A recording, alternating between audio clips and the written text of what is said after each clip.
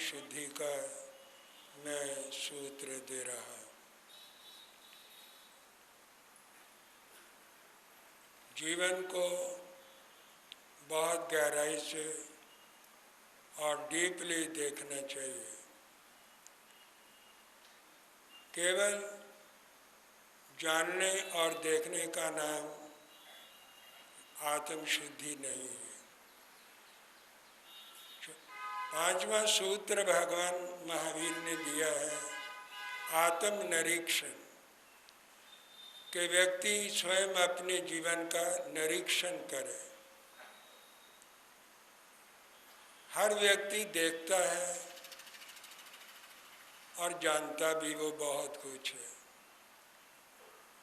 लेकिन अपने बारे में वो कम जानता है और अपने आप को बहुत कम देखता है। यही कारण है कि वो जो कुछ भी है उससे ज़्यादा वो अपने आप को मान लेता है धर्म के क्षेत्र में, पुण्य के क्षेत्र में। यहाँ तक पाप कर्म का संबंध है, वो अपने आप को ज़्यादा पापी नहीं मानता, दूसरों को वो ज़्यादा पापी समझता है। भगवान महावीर ने ये एक बड़ा महत्वपूर्ण सूत्र दिया है कि व्यक्ति को अपने जीवन को सही रूप में जानने और देखने के लिए आत्मनिरीक्षण करना चाहिए। आप अपनी दुकान पर अपनी बहियों को, बही खातों को बहुत ध्यानपूर्वक और गौर से आप देखते हैं। ऑफिस में ऑफिसर फाइलों को बहुत ध्यानपूर्वक देखने का प्रयत्न करते हैं। जब एग्जामिनेशन हॉल में जब स्टूडेंट के सामने क्वेश्चन पेपर आता है तो वो उसको कोई सरसरी नज़र से नहीं देखता, उसने क्वेश्चन सॉल्व करने हैं, ध्यानपूर्वक वो क्वेश्चन पेपर को देखता है, फिर अपने मन को कंसंट्रेट करता है कौन सा क्वेश्चन मुझे आता है और मैं पहले कर सकता हूँ। जब पेपर वो कर लेता है, एग्जामिनर जब अंक लगाता है तो उसके आंसर पेपर को वो बहुत ध्यानपूर्वक उसे देखता है। ये निरीक्षण करना है। भगवान महावीर ने इसको निरीक्षण कहा है। निरीक्षण का मतलब जांच पड़ताल करना। आप अपने जीवन की कभी जांच पड़ताल नहीं करते, कोई नहीं करता, मैं ऐसा नहीं कहता। प्रायः लोग जानते तो हैं, थोड़ा बहुत देखते भी हैं, लेकिन अपने मन का वो निरीक्षण और परीक्षण नहीं करते, इसलिए आत्मशुद्धि नहीं होती। भगवान महावीर ने एक बड़ा महत्वपूर्ण इस विषय में सूत्र दिया है। 10 वैकालिक सूत्र में जो पुव्रता व्रत काले संपेह अपगं अपयनम किंग में कड़म किंच में किच शेषम किंग शक निजो न समायरा में। साधक को जो जागरूक है, जागृत साधक है। जागृत साधक कौन है? जो अपनी अच्छाइयों को भी देखता है, बुराइयों को भी देखता है। प्रायः लोग अपनी अच्छाइयों को देखते रहते, लेकिन अपनी बुराइयों पर उनकी नज़र नहीं जाती। जब दोनों चीज़ों को व्यक्ति नहीं देखेगा, कंपैरिजन कैसे होगा, तुलना कैसे होगी, और व्यक्ति को कैसे पता लगेगा कि उसके जीवन के अंदर शुभ ज़्यादा है या अशुभ ज़्यादा है।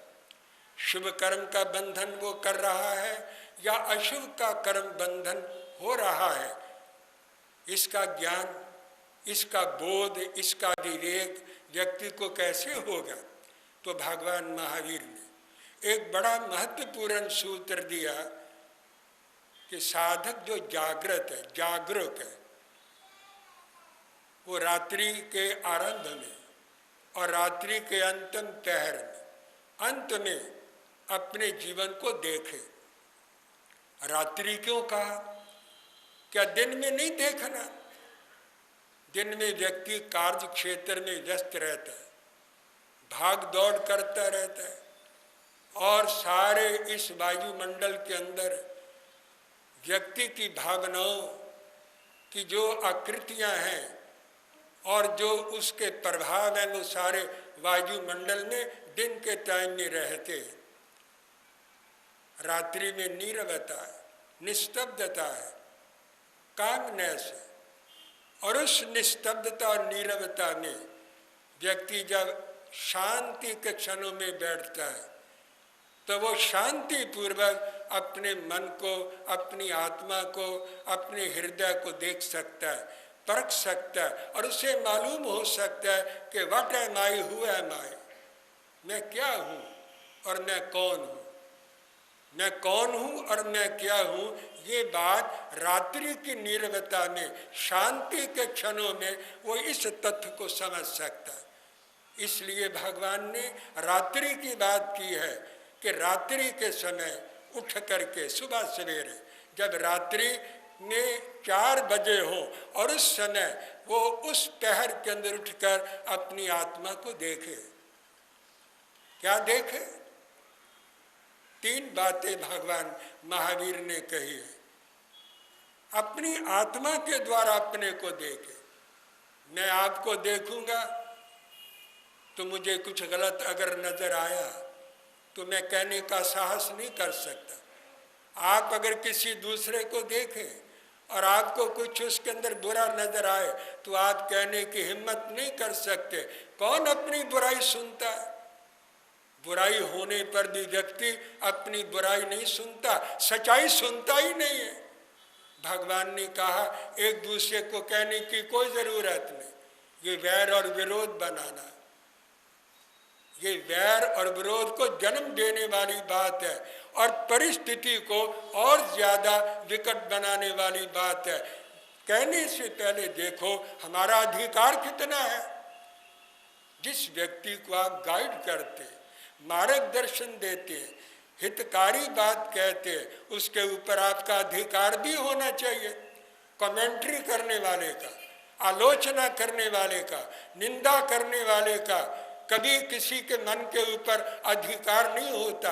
अधिकार प्यार का होता है, प्रेम का अधिकार होता है। अगर दूसरे को आपने प्यार दिया है, प्रेम दिया है, सम्मान दिया है, तो आपका उसके ऊपर अधिकार होता है और वो कोई बात आपकी सुन भी सकता है, लेकिन हर व्यक्ति आपकी बात के ऊपर ध्यान नहीं देगा। तो भगवान ने कहा कि दूसरा क्यों कहे हमको और हम दूसरे को क्यों कहें। अपनी आत्मा के द्वारा अपनी आत्मा को देखो। अपने ज्ञान के दर्पण में, ज्ञान के शीशे में अपने आप को अगर आप देखेंगे तो आपको अपनी जीवन की वास्तविकता का, यथार्थता का आपको ज्ञान हो जाएगा कि आप हैं क्या। 3 बातें भगवान महावीर ने देखने के लिए कही है। सोचो, जीवन के 3 भाग हैं। एक भूतकाल है, एक वर्तमान है, एक अनागत काल है, भविष्यत काल है। आपने किंग में कदम सोचो, विचार करो, मैंने आज तक क्या किया। हर व्यक्ति को अपने आप का पता है, या भगवान को पता है या व्यक्ति स्वयं जानता है। दूसरों की आंखों से तो वो पर्दा रखता है, पर्दा डाल के रखता है, जानने नहीं देता। अगर कोई जान लेता है तो बोलने नहीं देता, तो बोलने का साहस कौन करेगा। भगवान ने कहा आपको अपने जीवन का कल्याण करना है, इस दुनिया से जाना भी है। छोटा है उसने भी चले जाना है, बड़ा है उसने भी इस दुनिया से जाना है। तो अपने आप को खुद ही देखो कि आप कहाँ खड़े हैं। किंग में कदम, मैंने आज तक क्या किया है, क्या अच्छा किया है, क्या बुरा किया है, क्या शुभ किया है, क्या अशुभ किया है, और क्या धर्म किया है। आपको पता है आज तक आपने क्या किया है। जरा आंखें बंद कीजिए, सारा बचपन आपकी आंखों के सामने झलकने लगेगा, सारा बचपन आ जाएगा। बालपन के अंदर आपने क्या क्या कुचेष्टाएं की है, वो कुचेष्टाएं, वो सारी हरकतें आपकी आंखों के सामने चलचित्र की तरह आपको सामने नजर आने लगेंगी, चलचित्र की तरह आप देखने लगेंगे। आपने कभी एकांत क्षणों में बैठकर जीवन के पटल को देखा नहीं, जीवन को कभी आपने उसका निरीक्षण परीक्षण नहीं किया। भगवान इस बात के लिए बार बार पुनः पुनः कहते हैं, क्या किंग ने कड़म। पहला सूत्र यह है कि विचार करो आपने आज तक क्या किया है, क्या शुभ किया है, क्या अशुभ किया, क्या अच्छा किया है, क्या बुरा किया है। और किंच किंच किच शेषन, और आप अभी और क्या करने की बात सोच रहे हैं, अभी क्या कर रहे हैं, वर्तमान को भी देखिए, आप क्या कर रहे हैं इसके ऊपर भी नजरसानी कीजिए, इस पर भी दृष्टिपात कीजिए। और एक और चीज वो साधना की है।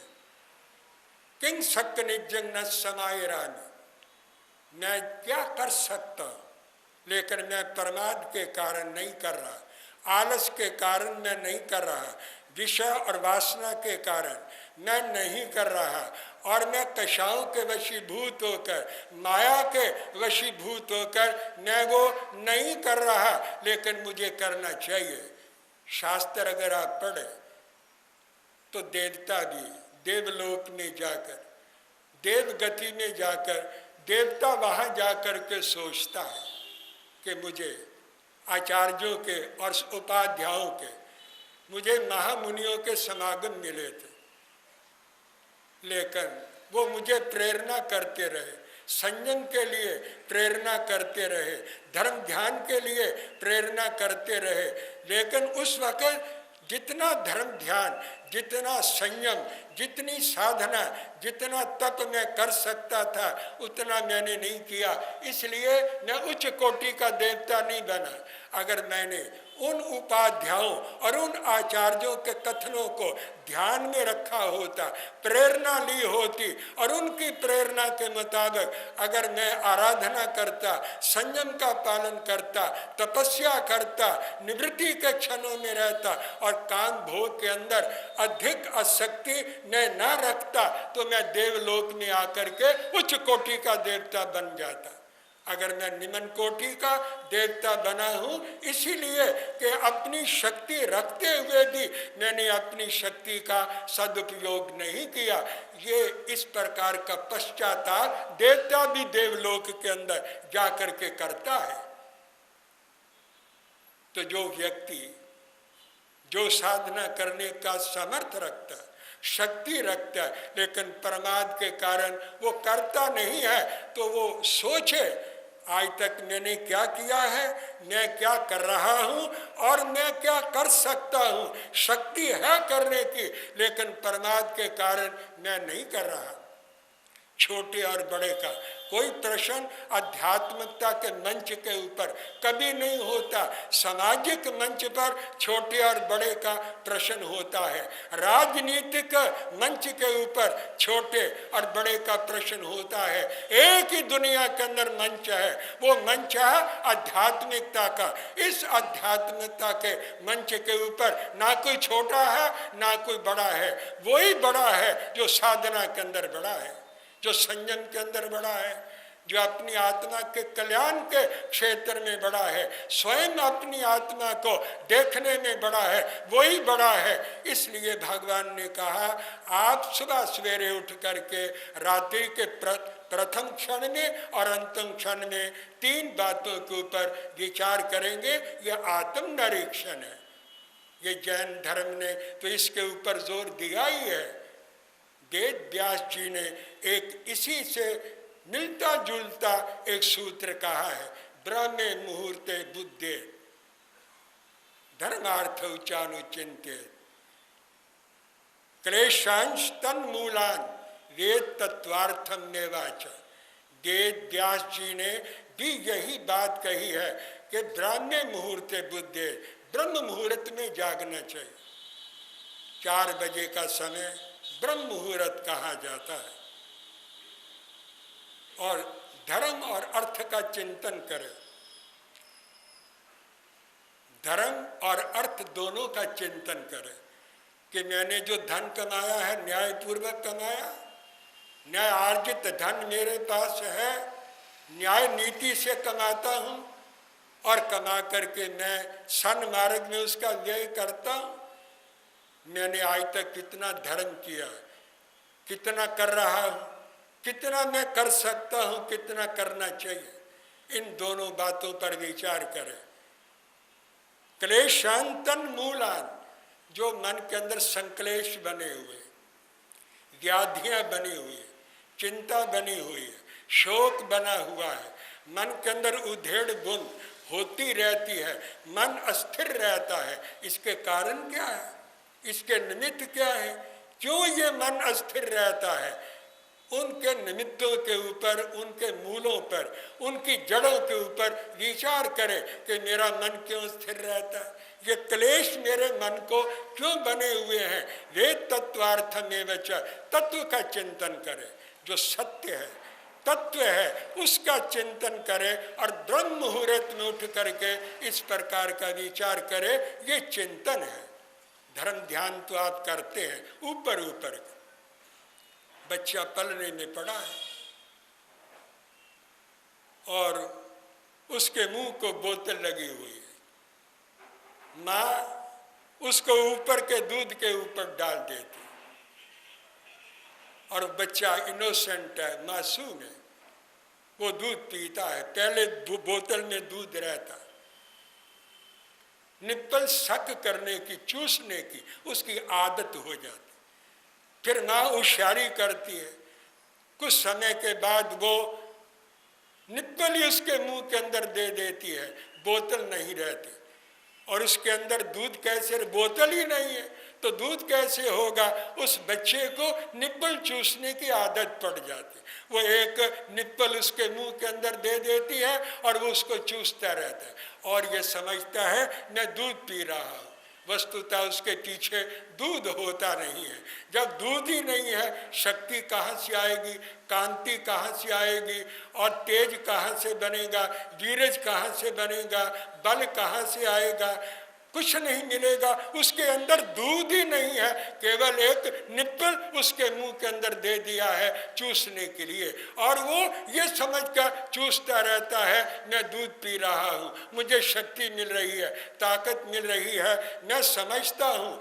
अगर ये आत्म निरीक्षण नहीं है, अपनी जांच पड़ताल नहीं है, मैंने क्या किया है, मैं क्या कर रहा हूँ और आगे के लिए क्या हो रहा है और मेरी करने की कितनी शक्ति है, प्रमादवश उस शक्ति को ना समझकर हम काम भोगों में, विषय विकारों में, कषायों के अंदर उस शक्ति का अपव्यय अगर करते रहे और ये समझते रहे हमारी आत्म शक्ति बढ़ रही है, हमारा कल्याण हो रहा है, हमारी सदगति का बंद हो रहा है, ये झूठे आश्वासन है, हम अपने आप को देते रहते हैं। लेकिन वास्तव में इस कोरे क्रिया कांड के पीछे आत्म कल्याण नहीं होता। आत्म कल्याण का महत्वपूर्ण सूत्र ये है आत्मा की शुद्धि। आत्मा की शुद्धि तभी होगी जब आप अपने कर्म की शुद्धि करेंगे, शुभ और अशुभ को देखेंगे, तभी कल्याण होगा। और यही चीज है कम सच्चा हो पारिनो। भगवान महावीर ने कहा व्यक्ति का कर्म सच्चा है, व्यक्ति कोई सच्चा नहीं, व्यक्ति का कर्म सच्चा होता है। छोटे बड़े की भावना यहाँ पर है, लेकिन परलोक में कोई छोटा नहीं है, कोई बड़ा नहीं है। कर्मा दे होनगे नबेड़े, जात तेरी किन्ने पूछनी। किसी ने जाति नहीं पूछनी, किसी ने स्टेटस नहीं पूछना, किसी ने आपकी उम्र नहीं पूछनी, कितनी उम्र बिता करके आप दुनिया से आए हैं, कौन पूछने वाला है? भगवान कहते हैं इन बातों का कुछ मूल्य नहीं, कुछ कीमत नहीं। इन सब चीज़ों का मूल्य इसी धरती पर है, और इस धरती को छोड़ने के बाद केवल कम सच्चा हु पारिनो, व्यक्ति के कर्म सच्चे रह जाते हैं, साधना सच्ची रह जाती है, सत्य सच्चा रह जाता है, और उसी के आधार के ऊपर सारे निर्णय वहाँ होते हैं, सारे फैसले वहाँ होते हैं। अगर व्यक्ति इस तथ्य को समझ ले तो वो आत्मनिरीक्षण करके अपनी आत्मा का कल्याण कर सकता है, शुद्ध कर सकता है, अपने को महान बना सकता है, ऊंचा उठ सकता है, परम पद को प्राप्त कर सकता है, वीतराग बन सकता है। उस शिखर पर पहुंचने के लिए इन सूत्रों के ऊपर चिंतन और मनन करने की नितांत आवश्यकता है। बस और अधिक नहीं, विराम विश्राम ले रहा हूँ। जय अहिंसा। ओम शांति।